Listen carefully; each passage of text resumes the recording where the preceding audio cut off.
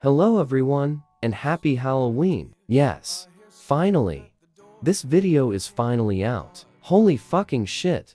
This has taken so long. Fault guys. Anyways, today I'm finally talking about the hell that is the old search party, also known as the healthiest friend group ever. After Astro and Brightney went missing, Razzle and Dazzle decided to make a search party looking for the rest of the theater club. It had been a few weeks since a Christmas event was supposed to take place, but since a good amount of the tunes had been missing, it was cancelled. Most noticeably, the directors of the main event, the Snow Queen play. Usually, the theater club's director, Brightney, and her co-director, Astro, would be on stage greeting everyone, but Astro and half the actors were missing. This led Razzle and Dazzle to gather a few people around Ariel Avenue to look for them. Razzle and Dazzle are inseparable.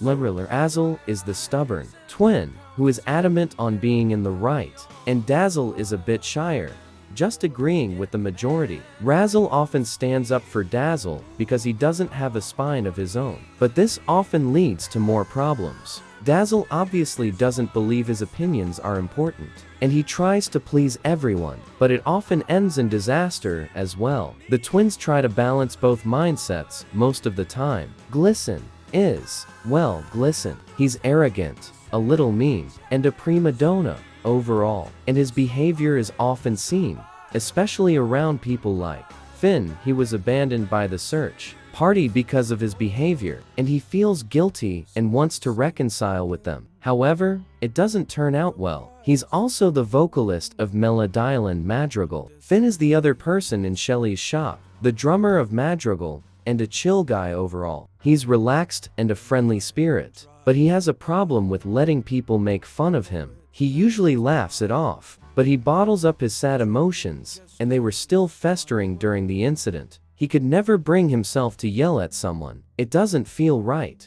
so he jokes about it instead. Shelly's been talked about before, but she's bold, outgoing, and often takes initiative before anyone else. Unfortunately, she holds grudges, and is about as stubborn as Razzle. She's very defensive over her friends, which is one of the reasons she left Glisten. The four had left Glisten originally because he had been proving himself to be an obstacle, but this upset Razzle, worried Glisten would get hurt. However, Shelly, who is already starting to get aggressive because of the I-Core, didn't take no for an answer, and an argument broke out between them, resulting in tragedy.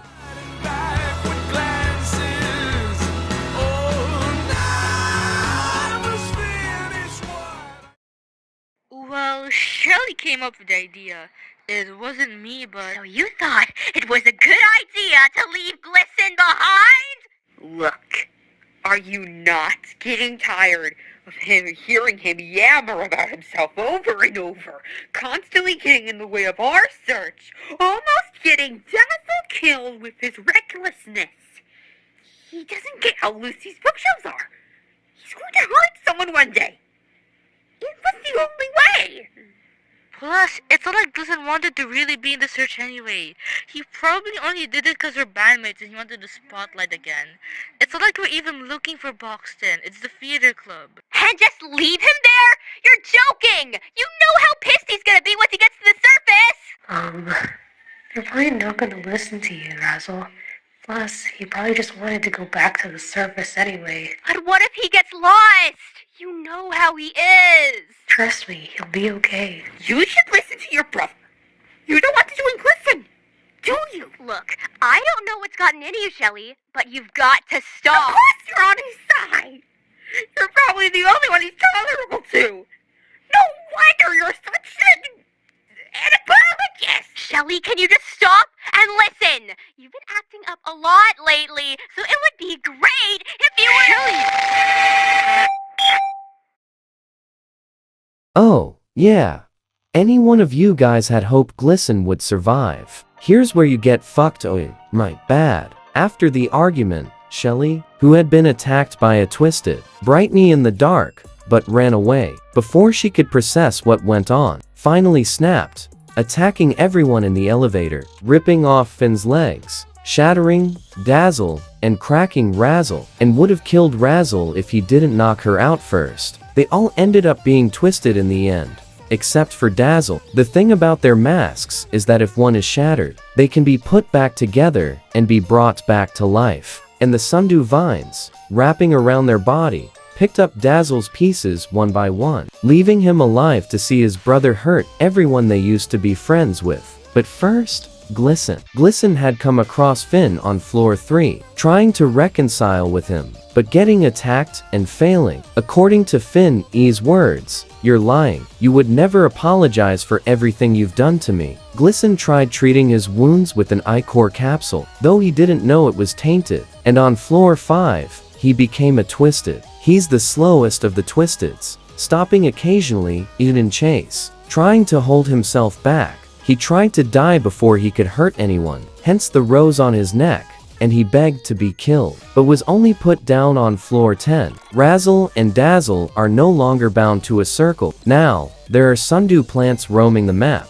and if you step on one, the twins will wander to your location and won't stop until you're either hit, he's attacked, or someone else steps on a sundew, then he'll lose interest or switch targets. Razzle is in control of the body, his perception warped to believe that the tunes are Twisteds and vice versa. He won't listen to Dazzle, enraged that they would dare try to twist his brother, and he'll make sure no one endangers him. Finn is a siren-like Twisted, kelp wrapped around his tail. However, Finn isn't the one doing the singing, it's his fish friend, Crusoe. During a Finn floor, tunes will get the mesmerized status effect, intensifying.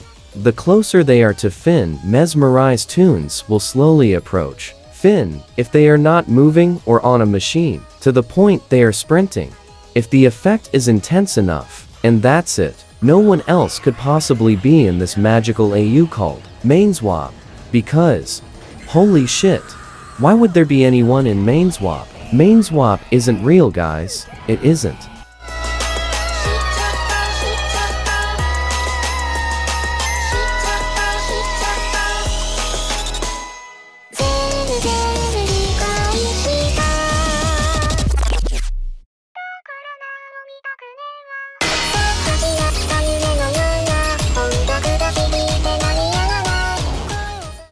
You know what? I'm recording this one without a script or text audio out of freaking spite because of Brightney, man. Fuck Brightney. This is a joke. I think I legally have to clarify this is a joke. Anyways, Brightney, the director of the theater club, direct, stern, though she does sort of care for the others, sort of like a parent would. And what I'm fucking trying to say here is that she's the mom friend, and she had the mom fit as well, man. Like, who the fuck wears this kind of stuff? That was a joke. I'm sorry, Brittany. Anyways. After Astro went missing, as mentioned in the previous several times, Brittany decided to look for him. And she did find him in one of the storage rooms. However, good news, she found Astro. Bad news, she found Astro. And, unlike you guys who don't get a break from me yapping 24/7, not even in my fucking community posts, she did not know that she was not supposed to move. She was not supposed to move around Astro, yeah, and because of that, she got fucking obliterated. And because I don't like her so much, she doesn't even have a Twisted sign. And the only mechanic is that instead of making blackouts more common, blackouts are guaranteed when there's Brightney on your floor. So, yeah, have fun with that, guys. Yeah, you guys love having me absolutely screw up everything to do with D&D's world in this AU. La la la la la. Anyways, yeah, that's where Brightney went. People are still gonna ask anyways because it's funny as hell, but I don't care. I'm gonna go jump off a cliff now, bye.